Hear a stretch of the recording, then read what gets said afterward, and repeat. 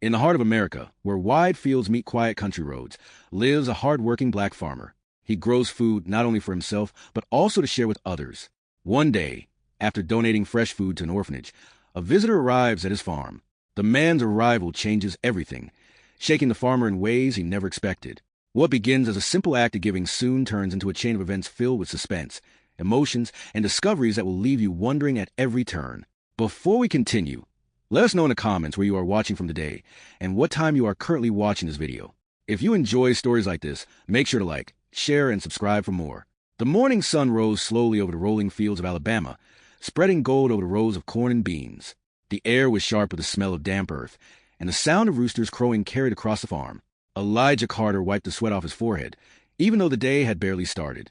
At 58 years old, farming still demanded every muscle in his body. He wasn't the tallest man, but his broad shoulders and rough palms told the story of a lifetime spent working the land. Elijah's farm wasn't the biggest in the county, but it was steady and honest. He planted with patience and harvested with care, and most importantly, he gave back. Every season, when the crops came in, he filled crates with vegetables, milk, and eggs, and drove them to places where people needed them most. Lately, his focus had been the St. Mary's Home for Children, a small orphanage on the edge of Montgomery. That morning, his old pickup truck rattled down the dirt road. In the back, wooden boxes were filled to the brim with tomatoes, potatoes, carrots, collard greens, and fresh milk bottles wrapped in cloth.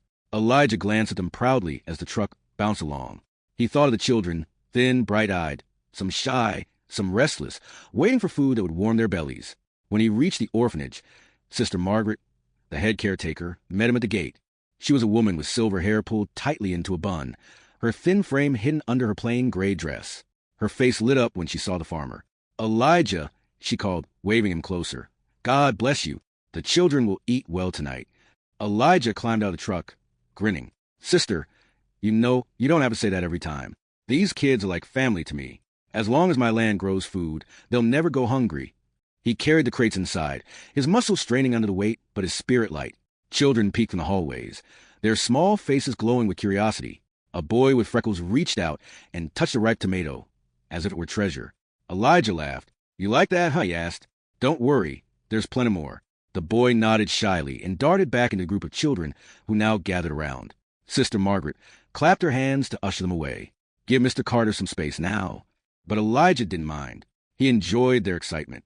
After unloading everything, he sat in the dining room with Sister Margaret, sharing coffee from her chipped porcelain cups. "You're a rare soul, Elijah," she said softly. "You give so much, yet expect nothing in return. Why?" Elijah leaned back in his chair, his eyes drifting to the window where the children were playing in the yard. "Because I know what it feels like to have nothing," he replied. His voice dropped, almost a whisper. "When I was their age, my mother worked 2 jobs, and some nights we still went hungry. I swore to myself, if I ever had the means, I'd make sure no child went to bed starving." Sister Margaret's eyes softened. She reached out and squeezed his hand. "You've kept that promise." Elijah smiled but didn't answer. He stayed until the sun was low, helping the staff prepare dinner, laughing with the children, and telling them stories of his farm animals.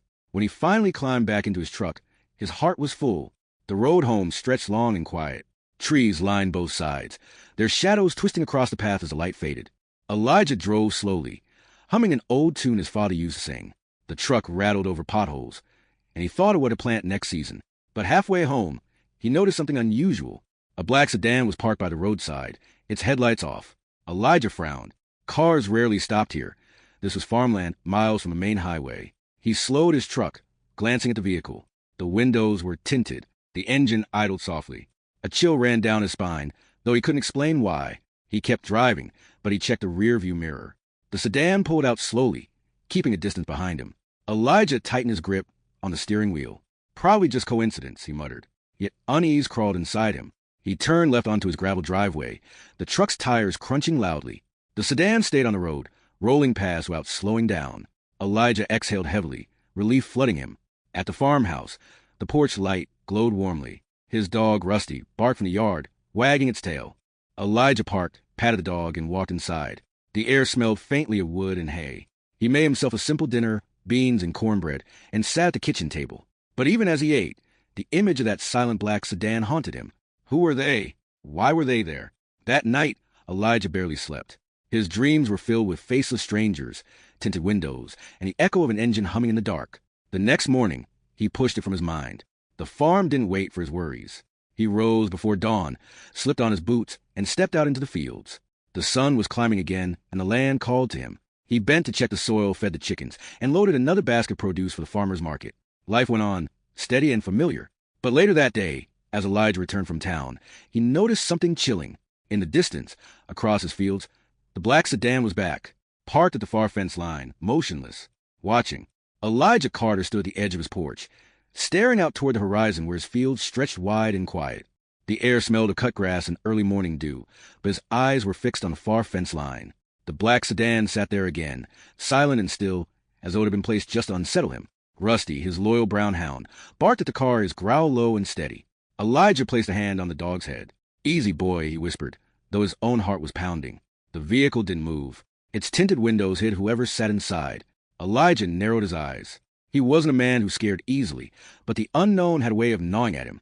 After nearly 30 minutes of staring, the sedan finally pulled away, kicking dust as it disappeared down the dirt road.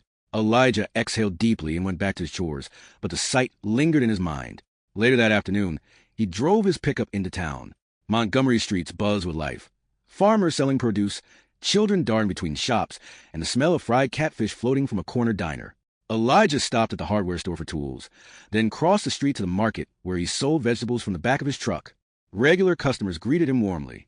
"Mr. Carter, them tomatoes you brought last week were the best I ever had," an older woman said, clutching her basket. Elijah smiled, grateful for the small joys of farm life. But as he handed her a bag of sweet potatoes, his eyes caught something across the street. Parked by the curb was that same black sedan. This time, the driver's side window rolled down just a crack. Elijah felt a shiver crawl up his spine. He couldn't see the driver's face, only a shadow. Then, as if realizing he'd been spotted, the window rolled back up and the car eased into traffic. "Something wrong, Elijah?" the old woman asked, noticing his distracted stare. He forced a smile. "No, ma'am. Just thought I saw someone I knew." But he didn't know them. Not yet. When he returned home that evening, Elijah sat at the kitchen table long after sunset, staring at his hands. They were hands built for soil, not for trouble. He was a farmer, not a fighter, but he knew when something wasn't right. Someone was watching him. The next day, Elijah decided he wouldn't stay in the dark anymore. He loaded crates of produce in the truck again, but instead of heading straight to the orphanage, he turned toward the sheriff's office in town. Sheriff Dawson was a thick-set man with graying hair and a stern jaw. He had known Elijah since childhood. When Elijah walked into his office, Dawson raised an eyebrow. "Elijah Carter," the sheriff said, leaning back his chair. "What brings you here? Trouble with the farm?" Elijah shook his head. "Not the farm. It's a car. Black sedan. Tinted windows. Been showing up near my land, and even followed me into town yesterday." The sheriff's expression grew serious. He scribbled something in a notebook. "You get a license plate?" "No," Elijah admitted. "Couldn't see from where I was." Dawson tapped his pen. "You say they followed you?" "Not close. Just watching. Always watching." The sheriff sighed. "Might just be someone passing through, but I'll keep an eye out. You be careful, Elijah. And if you see that car again, try to note the plate." Elijah nodded, though he didn't feel reassured. On the way out of town, he stopped at St. Mary's Orphanage again. The children ran to greet him as usual, their laughter a temporary cure for the unease gnawing at his mind. He handed out apples, told a few stories, and even helped fix a broken swing in the yard. Their joy reminded him why he kept giving, despite the strange shadow trailing him. That night, as he drove back, the headlights behind him glared too bright. He checked his mirror. The black sedan again, creeping slowly behind. Elijah's chest tightened. He pressed the gas, his old pickup rattling as it sped over the dirt road. The sedan followed, matching his pace. Rusty barked furiously from the passenger seat, his nose pressed against the window. Elijah's mind raced. Should he head home? Or was that exactly what they wanted? At the last second, Elijah swerved down a side road that led to an abandoned barn. The sedan slowed at the intersection, idled for a moment, then, without turning, continued down the main road. Elijah's hands trembled on the steering wheel. Whoever it was, they didn't want to be seen up close. Not yet. The next morning, Elijah drove to visit his neighbor, Harold Jenkins, a farmer whose land bordered his.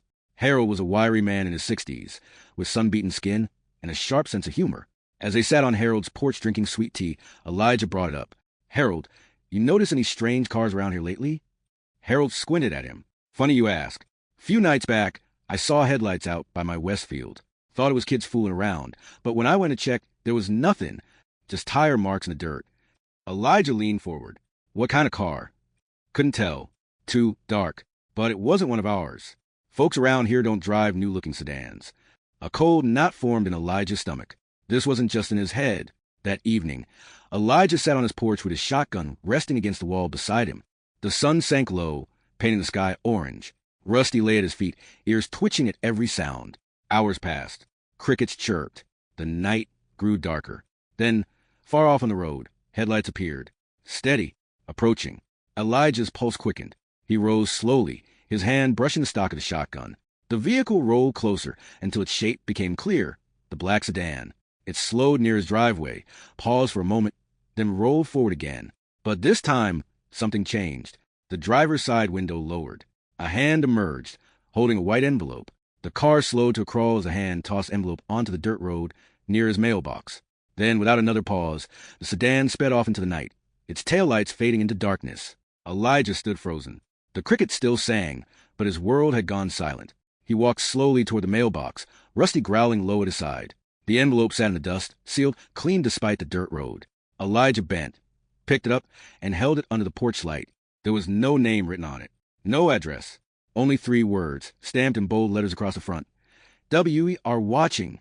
The envelope felt heavy in Elijah's hand, even though it was just a thin sheet of paper sealed inside. The words on the front, "We are watching," burned into his mind like hot iron. He stood under the porch light for a long moment, staring at it, Rusty's growls vibrating through the quiet night. Finally, Elijah tore the envelope open. Inside was a single sheet of plain white paper. No letterhead, no signature, just block letters typed in black ink. Stay quiet. Stay generous. Or else. Elijah's throat tightened. He read it again, slowly, hoping it might mean something different the second time. But it didn't. His hands shook as he folded the paper back into the envelope. Or else what? He whispered to himself. Rusty barked, breaking the silence. Elijah slipped the envelope into his jacket pocket and sat heavily in the porch chair. He stayed awake most of the night, the shotgun close by, every crunch of gravel or rustle in the trees making his heart jolt. By dawn, he knew he couldn't keep this to himself. That morning, Elijah drove back into town, the envelope resting on the passenger seat beside him. His truck rattled and bumped along the dirt road, but his mind was elsewhere.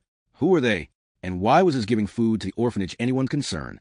When he reached the sheriff's office, Dawson was already at his desk, sipping coffee. Elijah tossed the envelope onto the table. "What's this?" the sheriff asked, picking it up. "Take a look," Elijah said flatly. Dawson opened it, his eyes narrowing as he read the message. He leaned back in his chair, frowning. Well, this ain't just kids playing a prank." "No," Elijah said firmly. "That car's been on me for days now. Whoever they are, they're serious." The sheriff tapped the paper thoughtfully. "And you got no idea who want to bother you? No enemies? No land disputes?" Elijah shook his head. "Sheriff, I grow food, I sell food, and I give food. That's my life. I don't go looking for trouble." Dawson sighed. "All right, I'll send a deputy out your way tonight. Maybe if they're lurking again, we'll catch them in the act." Elijah felt some weight lift off his shoulders. Still, he knew trouble rarely showed itself when lawmen were waiting. That afternoon, Elijah kept busy with farm work. He mended a fence, checked the irrigation lines, and fed the cattle. But no matter how hard he worked, his eyes kept darting toward the road, half expecting the black sedan to appear. As evening came, Deputy Collins parked a cruiser down by Elijah's barn. Collins was young, maybe 30, with sharp eyes and a restless energy. He carried himself like someone eager to prove his worth. "Don't worry, Mr. Carter," Collins said, patting the cruiser's hood. "If they show, I'll be right here." Elijah nodded, though he wasn't convinced. He spent the evening on the porch again, the shotgun nearby. Rusty stretched across the steps. Collins stayed in the cruiser, occasionally walking around the property with a flashlight. Hours passed. Crickets hummed, owls hooted. The night carried on. Midnight came and went. No sedan. By morning, Collins stepped up to Elijah's porch, rubbing his tired eyes. "Nothing. Maybe they got spooked knowing you'd report it. Or maybe they're waiting," Elijah muttered. The deputy gave him a look but said nothing more, climbing back into his cruiser and driving off. For the next 3 days, things were quiet. No sedan, no letters. Elijah almost convinced himself it was over. He kept farming, kept delivering food to the orphanage, and kept moving forward. The children greeted him with hugs and laughter, their joy like a shield against his fears. But trouble has a way of waiting until you relax. On the 4th night, Elijah was out in his barn, oiling the tractor engine. The air smelled of grease and hay. Rusty lay on a pile of rags, half asleep. Suddenly, the dog's ears perked up, his body stiff. Then Elijah heard it too, the sound of tires crunching on gravel. He wiped his hands and stepped to the barn door. Out by the road, headlights cut through the dark. The black sedan rolled slowly to a stop at the end of his driveway. Elijah's stomach dropped. His shotgun was still in the house. The driver's door opened. A figure stepped out, tall and broad-shouldered, wearing a dark jacket. The person didn't move toward the house, but stood by the car, staring across the field. Even from a distance, Elijah could feel the weight of that gaze. Rusty barked wildly, teeth bared. "Who are you?" Elijah shouted across the night. His voice echoed over the fields. The figure didn't answer. Instead, he reached into the car, pulled something out, and set it carefully on the ground near the mailbox. Then, without a word, he climbed back into the sedan and drove off, the taillights shrinking into the darkness. Elijah's chest heaved. He hurried up the dirt road, Rusty charging beside him. When he reached the mailbox, he froze. It wasn't an envelope this time. It was a crate, a small wooden crate nailed shut, with no markings. Elijah crouched, running his hands along the edges. He felt the cool wood, the rough nails. His mind raced. What could be inside? Produce? Tools? Or something worse? He carried it carefully back to the porch, his palms sweaty, his breath shallow. He grabbed a crowbar from the barn, pried the lid open, and lifted it slowly. Inside lay a stack of papers, neatly folded documents, old photographs, and yellowing files. Elijah's brow furrowed as he pulled one out. It was a black and white photo of a younger man in army uniform. Strong jaw, broad shoulders. At first, Elijah didn't recognize him, but then his chest tightened. The name on the back of the photo was one he knew all too well. Thomas Carter, 1972. His father. Elijah's breath caught in his throat. He hadn't seen his father's face in years, not since he was a boy. His father had left when Elijah was barely 12, walking out one night and never returning. His mother had raised him alone, scraping to keep food on the table. He reached for another paper. This one was a government file, stamped with faded ink. Classified. Elijah's hands trembled as he read. Details of missions, names, dates. Things his father had been involved in long before Elijah ever knew. Why would strangers deliver this to him now? And why were they watching him? Rusty whimpered beside him, sensing his unease. Elijah sat there on the porch, the crate at his feet, his father's face staring up at him from the photo. For the first time, Elijah realized this wasn't just about his farm, his food, or the orphanage. This was about his family. And someone out there knew more about his father than he ever did. The wooden crate sat heavy on Elijah's porch, its contents scattered across the table where he had carried them. Photographs, military files, handwritten notes, all tied to one name, his father's name, Thomas Carter. Elijah stared at the black and white photograph again. His father in uniform, standing tall with other soldiers, a rifle slung across his shoulder. He tried to remember the sound of the man's voice, but memory failed him. All he remembered was the night his father walked out of their small house in Montgomery and never returned. Now strangers had left his father's history sitting at his doorstep, and they weren't leaving him alone. Rusty growled from the porch steps, ears pricked toward the dark road. Elijah forced himself to breathe slow, collecting the files and sliding them back into the crate. Whatever this was, it wasn't meant for him to solve in one night, but he couldn't ignore it either. The next morning, Elijah drove into town with the crate on the passenger seat of his pickup. The streets buzzed with Saturday energy, families shopping, kids on bicycles, the smell of smoked ribs drifting from a food stall. But Elijah's mind was too heavy to notice. He parked outside the sheriff's office and carried the crate inside. Sheriff Dawson looked up from his desk as Elijah set it down with a loud thud. "What in God's name is this?" Dawson asked, pulling out one of the files. "You tell me," Elijah said, his voice steady but low. "That car showed up again last night. They left this."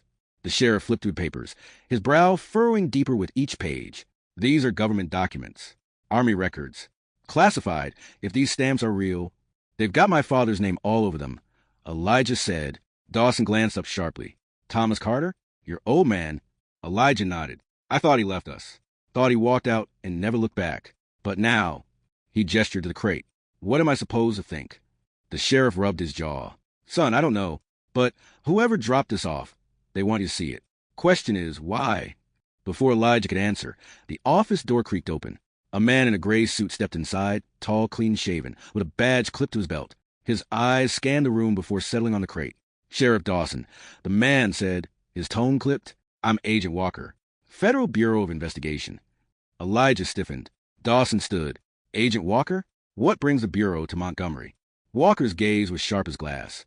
"We're following a matter of national interest, and it seems Mr. Carter here has stumbled right into it." Elijah's heart thudded. "What do you mean?" The agent stepped closer, lowering his voice. "Your father, Thomas Carter, wasn't just a soldier. He was involved in operations overseas during the Cold War. Covert operations. Dangerous ones. His name has come up in certain files recently. Files that were never meant to surface. Elijah frowned. But my father's been gone for over 40 years. Why now? Walker studied him. Expression unreadable. That's the question. Someone wants you to know about him, and someone else doesn't. The sheriff crossed his arms. So what's your plan, Agent? Walker glanced at the crate, then at Elijah. I suggest Mr. Carter comes with me. We need to talk somewhere private. Elijah bristled. I'm not going anywhere until I understand why strangers are stalking me in the middle of the night. Walker's jaw tightened. You're being watched because of what your father knew. That much I can tell you. The room fell into silence. Finally, Dawson said, Elijah, you don't have to go with him if you don't want to, but this man might have answers you're not going to get anywhere else. Elijah looked between them, then down at the crate. His father's name stared back at him from papers. After a long pause, he nodded. Fine, I'll listen. Walker's black government car didn't look much different from the sedan that had been trailing him. That made Elijah uneasy. As he climbed in, Rusty barked fiercely from the truck, unwilling to be left behind. Elijah knelt and rubbed the dog's head. Stay, boy. Guard the farm. The car ride was silent for miles, the road winding out of town into open countryside. Finally, Walker spoke. Your father was part of something called Operation Iron Wind. Officially, it never existed, but it involved missions in Eastern Europe during the 1970s. Dangerous missions. Men were lost. Secrets were buried. Elijah stared out the window, and he left his family behind. Left me and my mother to starve. Walker's voice softened slightly. Maybe not by choice. They pulled into an abandoned warehouse on the edge of town. Inside, the air was cool and musty. A single table stood in the middle, covered with more files. Walker gestured for Elijah to sit. These documents, Walker said, spreading them out, came from restricted archives. Whoever's been following you had access. They're not ordinary stalkers. They're organized, and they want to shake you, maybe force you to act, maybe silence you. Elijah's hands clenched. Silence me from what? I don't know a damn thing about any of this. Walker leaned closer. Maybe not, but your father did. And if they believe he passed something down to you, you're in danger. Before Elijah could respond, the sound of screeching tires outside cut through the air. Walker stiffened. He drew a pistol from under his jacket. Stay here. But Elijah's gut told him to move. He ducked behind the table as footsteps thundered outside. The warehouse door burst open. 2 men in dark clothing stormed in, masks covering their faces. One pointed a weapon at Walker. The other swept the room with a flashlight. Down on the ground, one barked. Elijah's heart pounded like a drum. Walker raised his gun, firing once. The shot cracked through the warehouse, echoing like thunder. One masked man dove for cover, returning fire. Elijah crawled on his knees, searching for anything he could use. His hand closed around a heavy metal wrench lying by a crate. He gripped it tight, sweat slicking his palm. The second man rounded the table, his flashlight beam catching Elijah's face. There he is. Elijah swung the wrench with all his strength. It connected with the man's arm, sending the flashlight clattering to the floor. The man cursed, staggering back. Elijah didn't wait. He bolted toward the door, heart hammering, adrenaline flooding his veins. Gunfire exploded behind him. Walker shouted something Elijah couldn't make out. Elijah sprinted into the night air, his breath tearing in his chest. The dark field stretched before him. He didn't know where he was running, only that the shadows were closing in fast. Elijah ran to the dark fields, the cool night air cutting into his lungs. The grass whipped against his jeans as he pushed forward, his boots pounding the uneven ground. Behind him, the sound of gunfire rattled inside the warehouse, each shot echoing like thunder. He didn't look back. He couldn't. He only knew one thing. He had to survive. Up ahead, the moonlight spilled across an old dirt road. Elijah stumbled toward it, his breath heavy, sweat stinging his eyes. The road stretched in both directions, empty and silent. For a moment he froze, unsure which way to go. Then headlights burst over their eyes. His heart leapt into his throat. The black sedan. The car rolled toward him, slow but steady, its engine humming like a predator stalking prey. Elijah's legs burned, but he forced himself into the woods beside the road, crashing through branches and stumbling over roots. Rusty would have barked like mad if he were here, but Elijah was alone, his only company the pounding of his own pulse. The sedan slowed, idling by the trees. A door creaked open. Elijah dropped flat to the ground, pressing himself against the damp earth. Leaves crunched as footsteps approached the woods. Carter, a voice called, sharp and cold. You can't run forever. Elijah held his breath, barely daring to move. The beam of a flashlight swept across the undergrowth, missing him by inches. The man lingered for a moment, then turned back toward the car. Elijah's muscles ached as he lay there, waiting. Finally, the sedan's engine roared again, and the car rolled down the road until its tail lights disappeared into the night. He stayed hidden for a long time, listening to the night sounds return, the crickets, the rustle of leaves. Slowly, he rose to his feet, brushing dirt from his jacket. His legs trembled, but he started walking one step after another, deeper into the woods. By dawn, Elijah emerged onto another dirt road miles from the warehouse. His body was sore, his clothes damp with sweat, but he kept moving. He knew where he had to go. Home. It took hours, but eventually he spotted the familiar outline of his farmhouse against the rising sun. Relief washed over him, but it was short-lived. Something was wrong. The mailbox at the end of his drive hung open, a white envelope fluttering in the breeze. His stomach clenched. He approached slowly, his boots crunching gravel. The envelope was marked in the same block letters as before. Final warning. Inside a single line. Stop digging into the past, or you and everyone you help will pay. Elijah's jaw tightened. The children at St. Mary's flashed in his mind. Sister Margaret's tired but kind face. The kids running, laughing, reaching for apples from his crates. Now they were being threatened because of him. He crushed the paper in his fist and stormed into the house. Rusty bounded up, tail wagging, but Elijah barely noticed. He sat at the kitchen table, the shotgun leaning against the wall beside him. His eyes fell on the crate of his father's files. Thomas Carter. Operation Iron Wind. Classified missions. He had a choice. Walk away and protect the children, or keep digging and find out why strangers were willing to tear his life apart over secrets buried decades ago. By late afternoon, Elijah made his decision. He loaded the shotgun into the truck, along with the crate of files. If someone wanted to scare him off, they'd picked the wrong farmer. First stop was Harold Jenkins, his neighbor. Harold was mending a fence when Elijah pulled up. Morning, Eli, Harold called, wiping sweat from his brow. You look like you wrestled a bear. Feels like it too, Elijah said grimly. He lowered his voice. Harold, I need your help. Someone's been threatening me, leaving things at my farm. They're tied to my father somehow. Harold's brows furrowed. Your daddy? Thought he left when you were a boy. He did, Elijah said, but now his past is showing up at my door. He glanced around the quiet fields. You seen that black sedan again? Harold nodded slowly. 2 nights ago. Parked out by my east field. Didn't move for nearly an hour. Then it slipped off quiet. Elijah's gut tightened. It ain't just me, Harold. They're watching this whole area. Harold leaned on his fence post. So what's your plan? Elijah lifted the crate from his truck bed. I need to know what's in here. Everything. And I need someone to watch my back. Harold studied him for a moment, then spat into the dirt. You've helped me more times than I can count, Eli. I ain't about to let you face this alone. Together, they carried the crate inside Harold's farmhouse. The 2 men spread the documents across the kitchen table. Old maps, faded memos, lists of names. One file caught Elijah's eye. Montgomery, local contact, 1978. He flipped it open.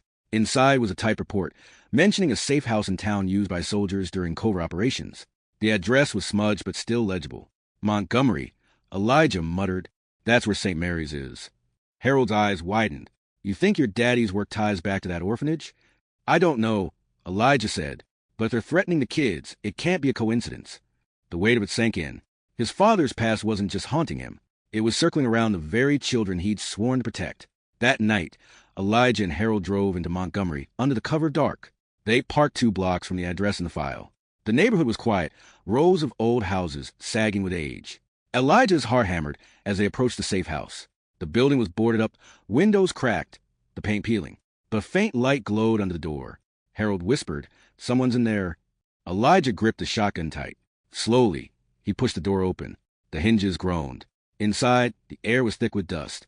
Broken furniture littered the floor. But at the far end of the room, a table was set up with fresh papers, photographs, and a map of Montgomery pinned with red markers. One marker stood out, St. Mary's Orphanage. Elijah's blood ran cold. A creak echoed behind him. He spun, shotgun raised. In the doorway stood a man in his 60s, weathered and scarred, his gray hair cropped short. His eyes locked onto Elijah's, widening in shock. Elijah, the man whispered. Elijah froze, his grip tightening on the gun. The man stepped forward, his voice breaking. It's me, Thomas. Elijah's world tilted. The shotgun shook in his hands. His father was alive. For a long moment, Elijah couldn't move. The shotgun shook in his hands as the older man stood in the doorway, his voice trembling. It's me, Thomas, your father. The word sliced through the dusty air. Elijah's chest tightened. Memories of nights without food, his mother crying at the kitchen table, the emptiness of growing up without a father, all of it came rushing back like a storm. You're lying, Elijah said hoarsely. My father's dead. Thomas shook his head slowly.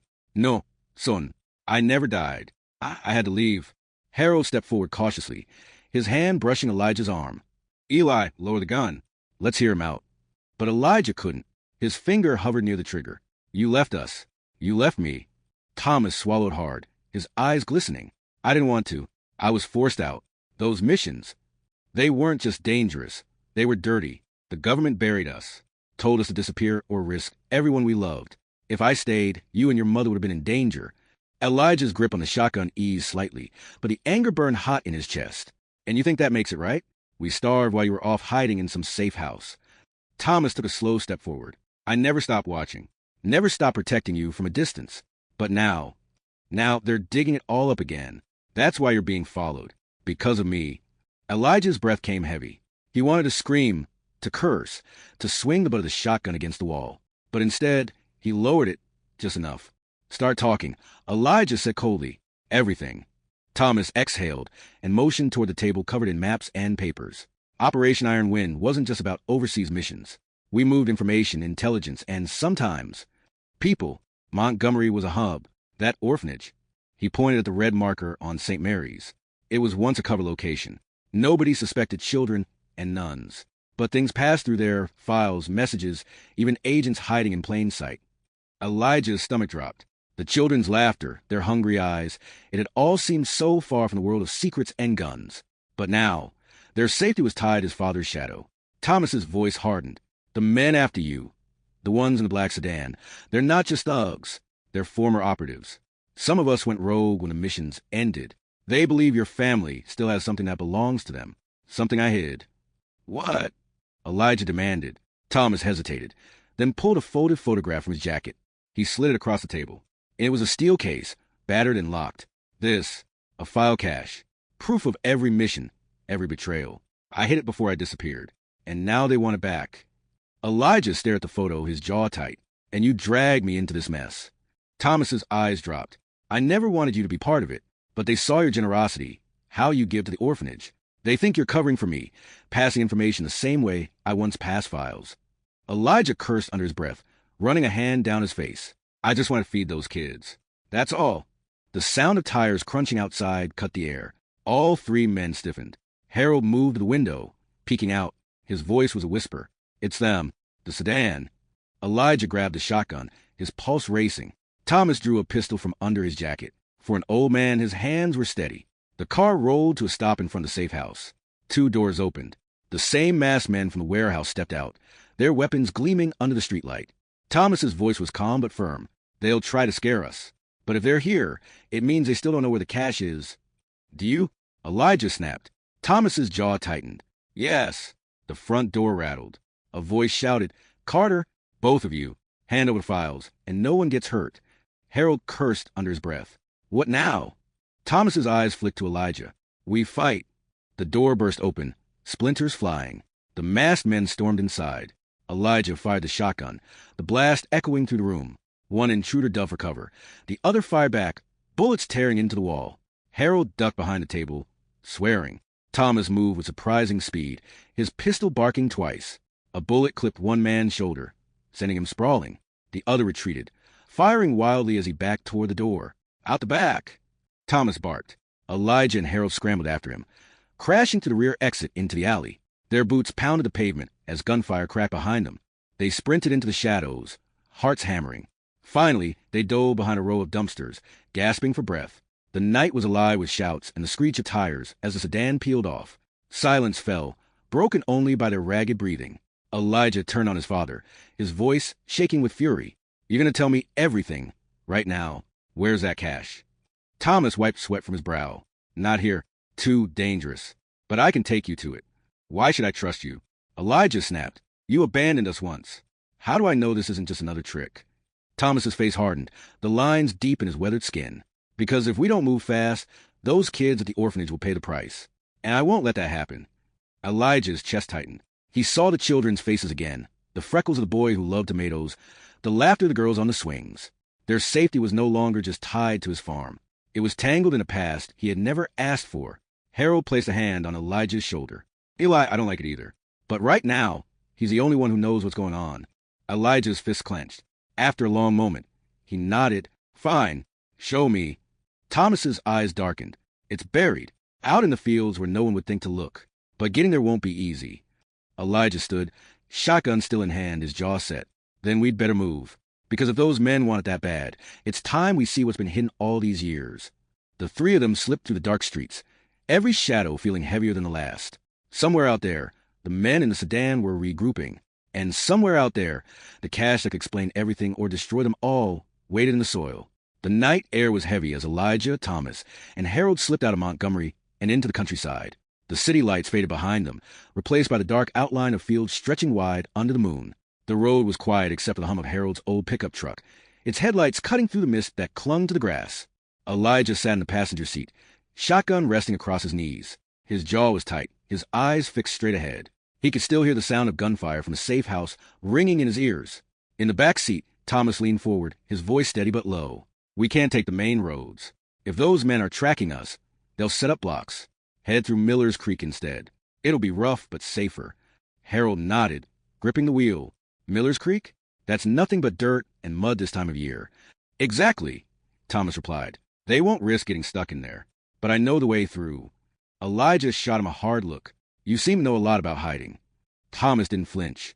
It kept me alive, and now it might keep all of us alive. The truck rattled over potholes as Harold turned off the paved road. The path narrowed into a stretch of gravel and dirt, trees crowding close on both sides. Crickets chirped in the tall grass, and every so often an owl hooted from the branches above. For a moment, the silence inside the truck was too much. Elijah finally broke it. Where exactly is this thing you buried? The cache? Thomas's eyes narrowed as if weighing how much to say. About 15 miles out, near an old irrigation ditch on farmland that once belonged to your grandfather. Nobody goes out there anymore. That's why I chose it. Elijah's stomach turned. He remembered those fields, long, flat stretches of soil where his grandfather once grew corn. He hadn't been back there in years, not since he was a boy. You buried your dirty secrets in my family's land. Elijah's voice was sharp. Thomas leaned back, his face worn. I buried the truth, son. The only proof left of what really happened. Men died for those missions, and the ones who survived are now hunting us to keep their crimes buried. Before Elijah could respond, headlights appeared suddenly behind them. A car engine roared in the distance, closing fast. Harold swore. They found us. Elijah twisted in his seat, the shotgun ready. The glare of headlights blinded him for a second, but then he saw it clearly. The same black sedan. Step on it. Elijah barked. Harold slammed his foot down, and the truck jolted forward, bouncing wildly over the rough dirt road. Mud splattered against the fenders as the wheels skidded. The sedan's engine roared louder, tires chewing up gravel as it closed the gap. Hold on. Harold shouted, wrestling with the wheel. The truck fishtailed dangerously close to the ditch. Elijah clung to the dash, his knuckles white. Thomas held steady, his eyes locked on the road ahead. They'll try to ram us, Thomas warned. As if on cue, the sedan swerved and clipped the back corner of the truck. The impact shook the cab, sending the shotgun clattering to the floor. Elijah dubbed to grab it as Harold fought to keep the vehicle steady. Shoot the tires. Thomas shouted. Elijah rolled down the window, aimed the shotgun, and fired. The blast thundered into the night, sparks flying as the buckshot struck the road just inches from the sedan's front wheel. The car swerved but stayed on their tail. They're not giving up. Elijah growled. He pumped the shotgun again, heart hammering, sweat stinging his eyes. The sedan pulled alongside them now, its window rolling down. A masked man leaned out with a pistol, firing. Bullets cracked into the truck's door. Harold ducked low over the wheel. Thomas drew his pistol with calm precision, leaned out his side, and fired back. The masked man jerked as a bullet grazed his arm, forcing the duck back inside. Harold yanked the wheel left, forcing the sedan dangerously close to the edge of the ditch. The rogue driver swerved to avoid going over, and in that split second of imbalance, Elijah fired again. This time the buckshot shredded the sedan's rear tire. The car fishtailed, its rear end spinning wildly before slamming into a tree with a screech of metal. Harold didn't slow. The truck thundered down the dirt road, leaving the wreckage behind. For a long moment, no one spoke. The only sound was Harold's heavy breathing and the grind of the truck's engine. Finally, Elijah lowered the shotgun, his hands trembling. That's twice we've run into them, he said grimly. They're not going to stop. Thomas's voice was quiet but firm, which is why we have to finish this. Tonight. The truck finally came to a stop at the edge of a wide, empty field. The moonlight stretched across the soil, silver and cold. Elijah recognized it instantly. The place was etched into his childhood. Summer days helping his grandfather plow. autumn mornings running through the rows of corn taller than his head. Thomas climbed out slowly, his eyes scanning the horizon. It's here. Elijah jumped out after him, gripping the shotgun. Where? Thomas pointed toward the far end of the field, near the ditch that ran along the fence line. The grass that was taller, uncut, swaying in the breeze. Harold grabbed a flashlight from the truck and switched it on, the beam slicing through the darkness. We'd better hurry. If those guys crawl out of that wreck, they'll be back. The three men trudged across the field, boots sinking slightly into the damp earth. The smell of soil and grass filled the air. Every crunch of their steps seemed too loud, like the night itself was listening. At the ditch, Thomas knelt down, his hands brushing to the tall grass until he found a patch of disturbed soil. He pressed his palm flat against it, closing his eyes for a moment. This is it, he whispered. Elijah's chest tightened. He watched his father drop to his knees and begin clawing at the earth with his bare hands. Harold joined in, using the shovel they had brought from the truck. The dirt was wet and heavy, but inch by inch, they dug deeper. Finally, the metal edge of a case appeared in the beam of the flashlight. Its surface was scratched and rusted, but the lock still intact. Thomas exhaled, his voice almost reverent. After all these years. Elijah stared at the case, his pulse racing. This box had dragged strangers with guns into his life, had chased him from his farm, had tied his name to secrets he never wanted. What's inside? Elijah demanded, his voice sharp. Thomas rested his hand on the case. The truth, about everything. The night suddenly felt colder. From the distance came the faint sound of an engine, faint but growing louder. Harold's head snapped up. They're coming back. Elijah gripped the shotgun tighter, the muscles in his arms burning. He stared at the case, then at his father. His voice was steady but filled with steel. Then we'd better decide real fast whether we open this thing. Or run. The roar of the engine cut through the still night like thunder. Elijah, Thomas, and Harold froze for half a second, each man listening to the sound growing nearer. The rusted metal case lay half buried at their feet, the dirt still clinging to its edges. Harold was the first to speak, his voice sharp. We don't have time. They'll be here in less than 2 minutes. Thomas kept his hand on the box, his eyes dark with determination. If we leave it here, they'll find it. If we open it, at least we know what we're carrying. Elijah felt his chest tighten. The shotgun was slick in his sweaty hands. We open it, then. Now, Harold shined the light. The beam of Harold's flashlight steadied on the case. Thomas fumbled at the lock, his fingers trembling but fast. The old metal screeched as he forced it open. Inside, wrapped in oil-stained cloth, were stacks of worn files, maps, and faded photographs. Some were labeled with dates from 20 years back. Elijah leaned closer, his stomach twisting. The top photo showed a group of men in army fatigues, their faces hard, their weapons drawn. One of the faces was Thomas, younger, leaner, eyes burning with something Elijah couldn't place. What is all this? Elijah asked, his voice low but cutting. Thomas lifted a file, flipping it open. Inside were documents stamped with military seals, marked confidential and Operation Harvest. He shoved it into Elijah's hands. Proof. Missions that were never meant to exist. Orders signed by men still in power today. They buried it, but I couldn't let it die with me. Elijah's head spun as he skimmed the words. Villages raided. Operations off the record. Losses hidden. His throat went dry. This could ruin people. That's why they're chasing us, Thomas said flatly. If this comes out, careers burn. Families break. And some of those men would rather kill us than let the truth breathe. The sound of the engine grew louder. Headlights cut through the trees at the far end of the field. Harold snapped the box shut. We can argue later. Right now, we move. They yanked the case from the ground and sprinted across the field. The soil was soft and uneven, slowing their steps. Elijah's legs burned, the shotgun heavy in his arms, but adrenaline kept him pushing forward.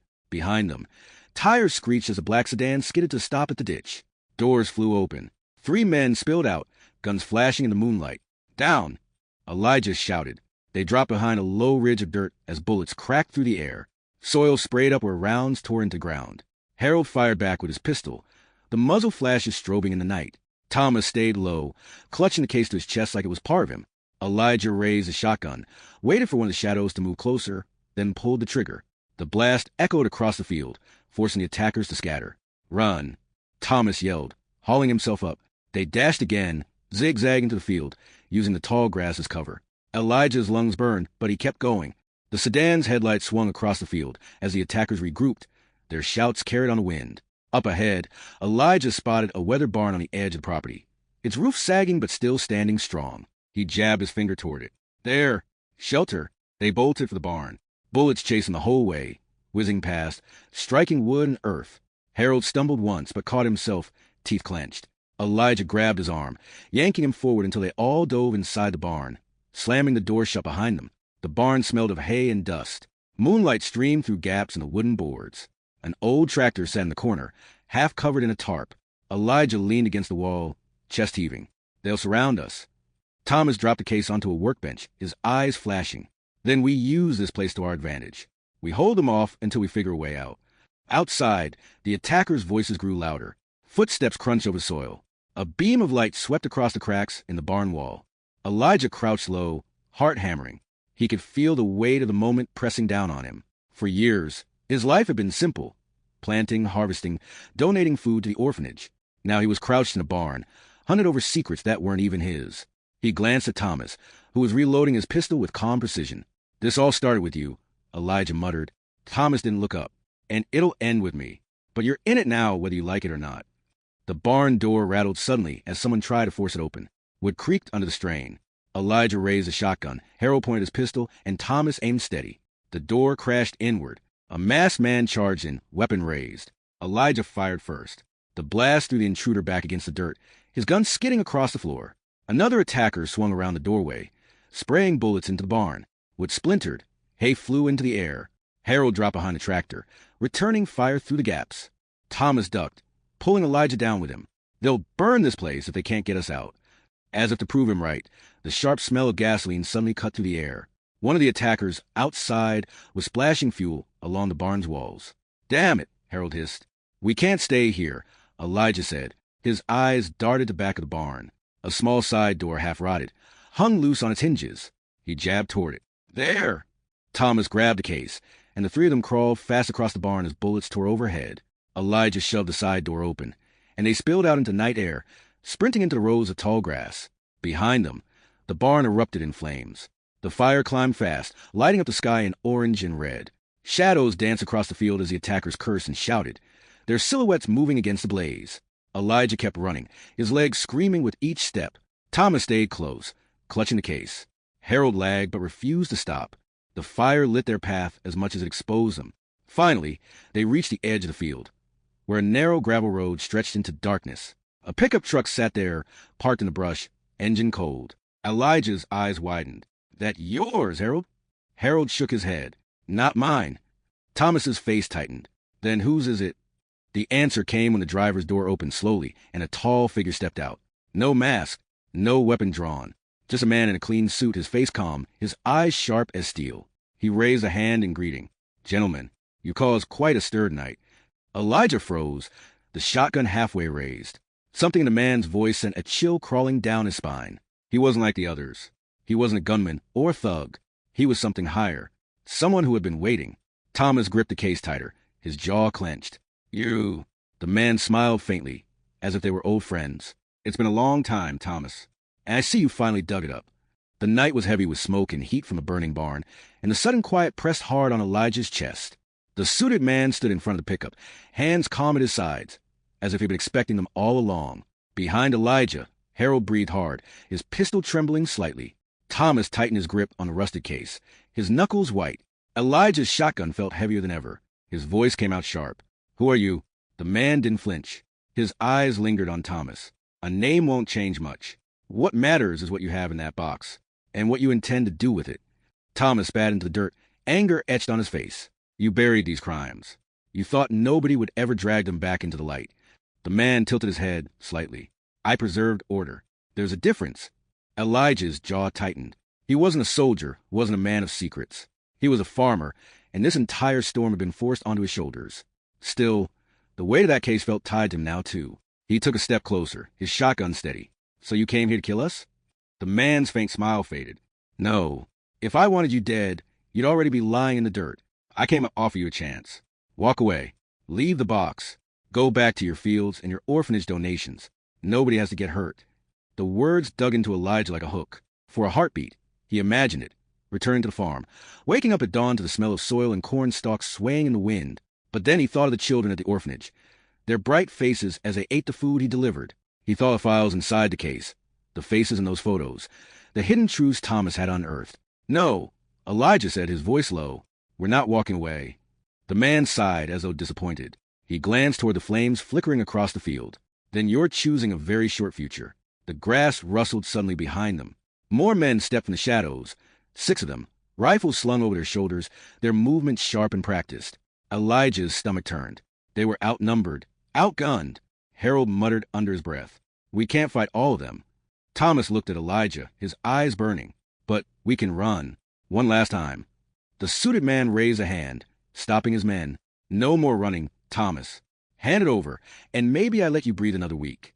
Elijah felt something stir deep inside him, not fear, but defiance. He turned slightly, whispering to Harold and Thomas, "The truck, that's our only chance. If we can break through them, we drive." Harold nodded once, lips pressed tight. Thomas's jaw clenched, but he shifted the case under one arm. "Then we make it count." Before Elijah could overthink it, he raised a shotgun and fired into the ground, the blast shattering the silence and kicking up dust. In that instant of confusion, Harold and Thomas sprinted toward the truck. Elijah followed, his legs burning as gunfire erupted behind him. Bullets tore into the dirt, pinged against the metal body of the pickup. Harold reached the driver's side and yanked the door open. "In," he shouted. Thomas dove into the back, clutching the case. Elijah slid into the passenger seat as Harold jammed the key, still hanging in the ignition. The engine roared to life. The suited man's calm broke for the first time. His voice cut through the gunfire. "Stop them." The men opened fire, bullets slamming into the truck's sides, shattering the back window. Harold gritted his teeth, slammed the gear, and floored the gas. The tires screamed against the gravel, then bit deep, launching the truck forward with a surge. The pickup plowed through the gunmen, forcing them to scatter. One tried to fire point-blank at Harold, but Elijah swung his shotgun out the window and blasted, sending the man sprawling. The truck tore down the gravel road, headlights bouncing wildly as they sped into the night. Elijah looked back, heart hammering, as the fire from the barn lit the distant figures. The suited man stood perfectly still, watching them vanish into the dark. His silhouette didn't move, didn't chase. He just watched. Hours later, when the horizon began to soften with the first gray light of dawn, the 3 men finally pulled off the road. They were bruised, bloodied, exhausted, but alive. Harold leaned against the steering wheel, his hands shaking. Thomas still clutched the case as though it were part of him. Elijah stepped out, the morning air filling his lungs. For the first time in hours, he felt the weight of silence again, not the dangerous kind, but the peaceful kind. Days passed. They laid low, planning their next step.